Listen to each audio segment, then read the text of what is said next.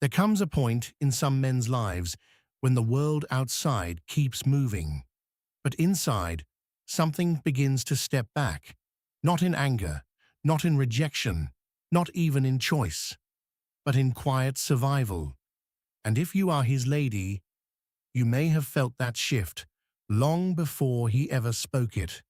A slow withdrawing of himself from conversations that feel too sharp, from expectations that feel too heavy, that ask more from him than his spirit has the energy to give.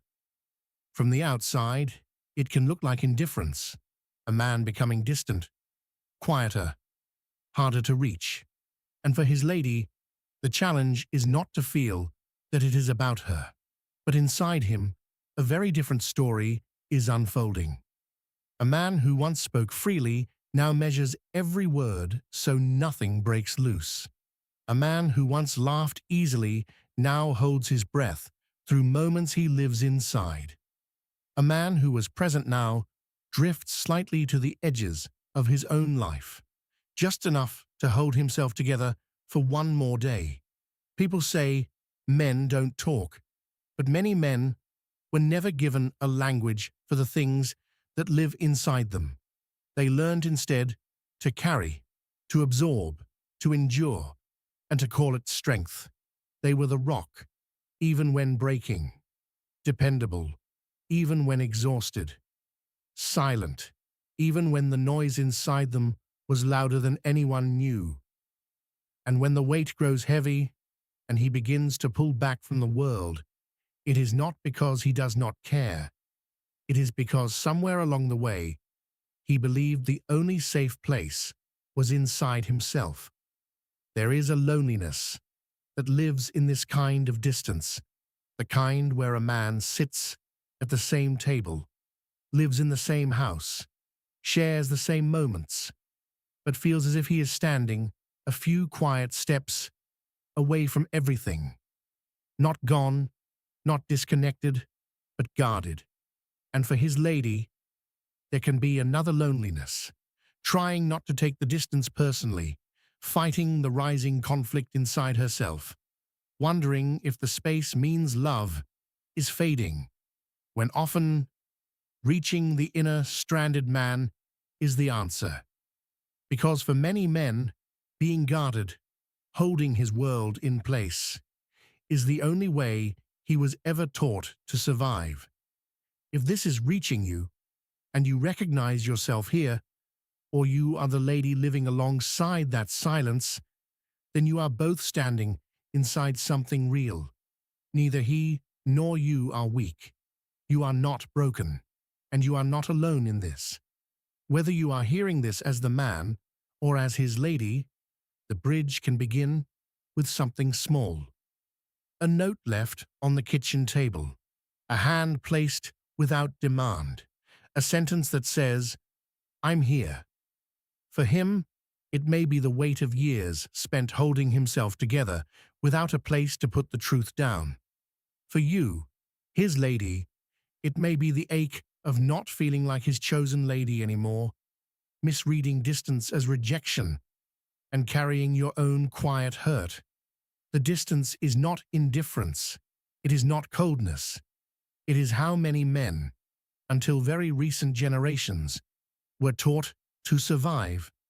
And if you are the man at the center of this, and you have stayed with these words this far, this part is for you. Reach toward your lady, even if the words come slowly, even if they arrive in fragments.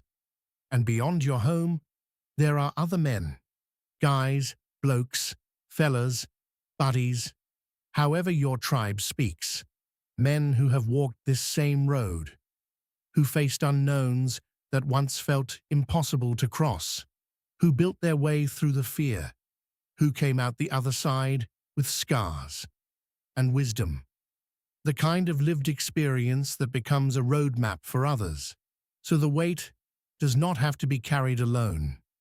And here is the quiet truth we all recognize. Silence spreads, distance spreads, but so does courage. One honest sentence can steady a household.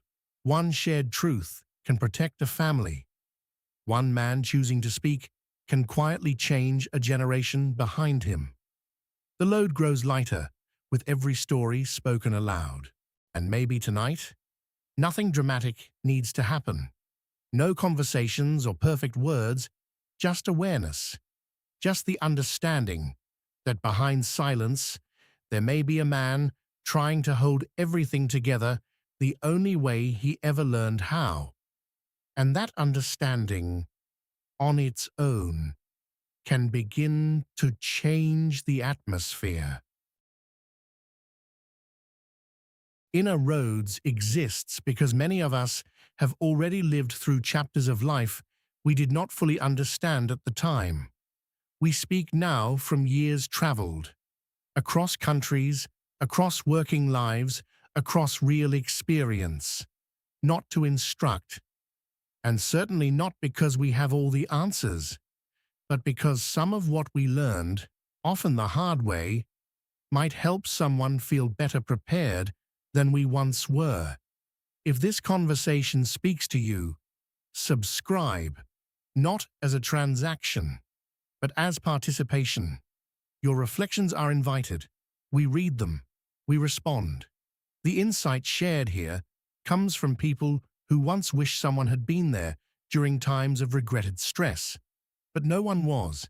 That is why this exists now. If you are navigating friction in family life, whether as a couple, a single parent, a grandparent, or simply someone trying to do better, you are not alone. We offer perspective earned slowly, and we will continue walking these roads, learning together.